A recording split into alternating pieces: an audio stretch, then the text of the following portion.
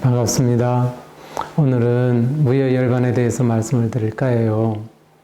무여열반을 직역하게 되면 남음이 없는 해탈의 경지라고 할 수 있습니다. 이는 육신과 번뇌가 끊어진 경지를 말하는데요. 이 경지가 되면 육도를 초월해서 우주의 기운에 깊이 스며들어서 우주의 기운과 하나 된 존재가 되는 것입니다. 무속의 사선정에서요, 공무처정에서 식무처정을 거치고 이로써 무소유처정에 이르게 되는데, 이 무여열반은 이 무소유처정과 같은 경지로 보면 됩니다.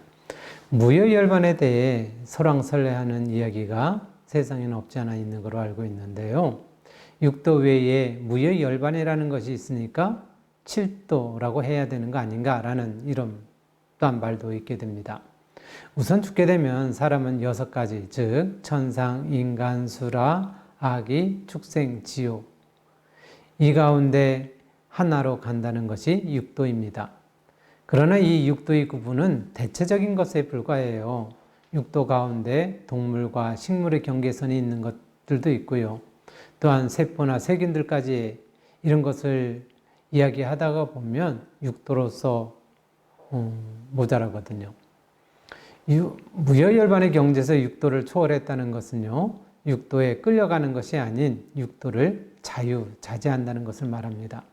그런데 무여열반은요, 육도를 벗어난 그런 거라 할 수 있잖아요. 이 무여열반의 위치는 선택 이전이라서요, 엄밀히 말하면 중음에 가깝다고 보아야 합니다. 사람이 죽게 되면 육도의 그 위치를 정하기 전에 중음이라는 기간이 대략 49일이 있어요.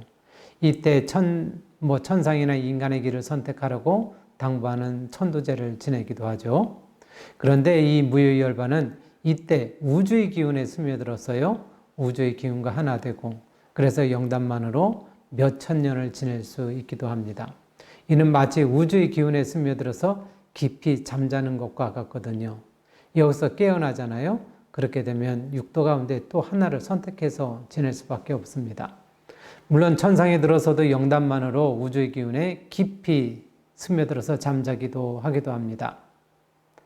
하여튼 이처럼 무여열반은 중음 또는 천상에서 우주의 기운에 깊이 스며들어서 잠자는 것이니까요, 육도 외에 별도로 존재한 세계로 보는 것은 맞지 않습니다. 그냥 하나의 경지로 보아야 됩니다. 이 또한 궁극의 경지가 아닌 자유자재하는 경지 가운데 하나로 보아야 합니다. 만약 이것을 최고의 궁극의 경지로 보게 되잖아요. 그렇게 되면 자유자재하는 것, 그것을 놓치게 될 수가 있어요. 자유의 경지는 육도를 자유자재로 넘나드는 것은 물론이고요, 우주의 섭리를 돕거나 우주의 흐름을 틀어서 우주를 이롭게 하기도 하고 또 다른 존재를 돕기도 하는데, 무여열반이 최고의 경지로 생각한다면 이 모든 것을 놓칠 수밖에 없어요. 이런 자유의 경지와 힘을 놓치게 되면 현 세상을 부정하게 여기게 되고요, 그래서 세상을 떠나서 영단만을 닦으려고 할 수도 있어요. 이런 불교를 보고 흔히들 소승불교라고 합니다. 그러면 이 소승불교를 넘어서서 삶 속에서 영단, 즉 수행을 치열하게 해서 생활이 불법이 되고 불법이 생활이 되고자 하는 그런 경우도 있는데요. 요즘은 어찌 된 것인지 물질이 발달돼서 아마 그러겠지요. 세속에 짙게 물든 자신의 마음을 어찌할 수 없어서 그저 생활일 뿐인 것에 그치는 것이 요즘의 그 수행가의 어떻게 보면은 슬픈 모습들이 아닌가라는 생각을 하게 됩니다. 무여열반은 7도 중에 하나가 아닌 하나의 경지로 보아야 된다는 것을 다시금 말씀을 드리겠습니다. 그리고 무여열반이 최고의 경지가 아니라는 것, 무여열반이 최고의 경지라고 생각하는 즉시 그냥 영단만 닦으려 갈 수 있다라는 거예요. 그래서 앞으로는 생활이 불법이 되고 불법이 생활이 되고 그래야 된다라는 것이죠. 그 가운데에 무여열반의 힘을 얻으면 그야말로 아주 원만한 수행자라고 할 수 있습니다.